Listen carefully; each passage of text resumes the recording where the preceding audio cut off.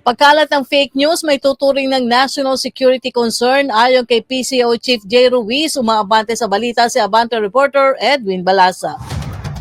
Inamin ni Presidential Communication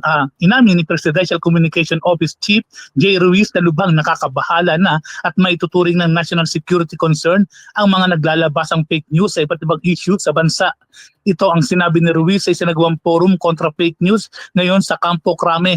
Ayon kay Ruiz, sa ngayon ay puspusan na ang ginagawang paglaban ng pamahalaan sa fake news, kasama na rito ang paglikha ng operational framework na tututok sa pag-shutdown ng fake news sa social media.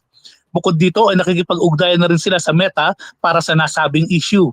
Ang forum ng War on Fake News na ginagawa sa Campo Crame sa kasalukuyan ay pinangunahan ni PNP Chief General Romel Francisco Marbin kasama ang PCO, DILG at iba pang ahensya, gayon din ang media. Ako si Edwin Balasa ng Abante Radio. Ito ang balitang mabilis, mabangis, walang mintis.